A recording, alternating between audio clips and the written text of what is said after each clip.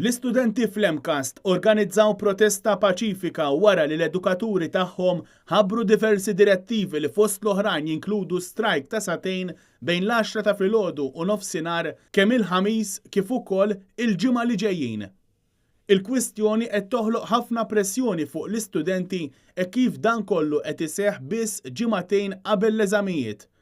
NetNews tkellem ma' żewġ rappreżentanti ta' għaqdiet studenteski li huma l-President tal-Kunsill tal-Istudenti fl-MCAST Ahmed Lamlum u Gabriel Mifsud f'isem l-Aqda Pals. Taħna bħala Kunsill ma interessanix minn dak li qed jiġri bejn l-MCAST u bejn il-mute dispute. Ovvjament aħna naraw ħdiġa tal-istudent. L-istudent qed ibati, deadline se jasal biex jagħtuhom. Studenti tal-ħar sena ovvjament ma jafux fi xedin fl-imma l-medin. Daw iridu għandhom data ċerta ta' meta jridu jitfgħu l-assignments u ovvjament kulħadd qed jelmenta u jgħid li mhux qed jaslu f'ftehim. NetNews tkellem ukoll ma' żewġ studenti li qed isegwu kors fl-MCAST, Samuel Ebejjer u Sara Vella, li bħal kumplament tal-istudenti jinsabu diżappuntati bis-sitwazzjoni aktar u aktar meta jinsabu biss ġimagħtejn il-bogħod mill-eżamijiet. Aħna qed inħossu li qed niġu mċalqin min-naħa l-oħra u qed jużawna bħala l-arma biex jagħmlu ħoss iż-żewġ entitajiet. Xiġifieri, aħna qed inkunu l-unika nies li qed inbagħtu fiha dis-sitwazzjoni.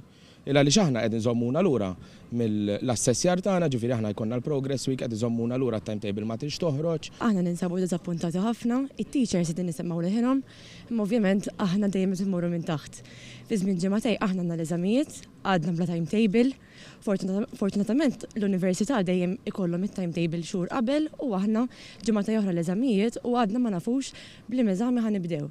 Min-naħa tiegħu Gabriel Mifsud qal li huma bħala studenti mhumiex jidħlu fil-kwistjoni bejn il-union u tmexxija tal-MCAST, imma ma jridux li minħabba disgwid bejniethom jispiċċaw vittma l-istudenti.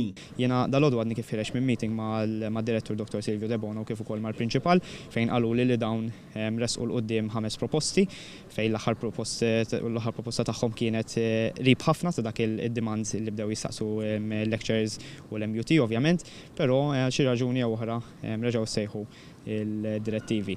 Ovvjament kulħadd qed jispera li dawn l-arranġament jintlaħaq qabel nhar il-ħamis fejn jibdew jissejħu l-strikes. Min-naħa tagħha il-Union tal-Għalliema l-MUT qalet li ordnat l-azzjonijiet wara li minkejja diversi laqat intensivi bejn l-MUT, it-tmexxija tal-MCAST u s-sezzjoni tar-relazzjonijiet industrijali m'hemmx rieda biex jintlaħaq ftehim ħalli l-edukaturi jingħataw dak li hu tagħhom. Anke l-Aqda Studenteska SDM esprimiet id-diżappunt tagħha lejn iż-żewġ partijiet involuti fuq it-trattament tal-istudenti tal-MCAST li qegħdin jintużaw bħala għodda għan-negozjati.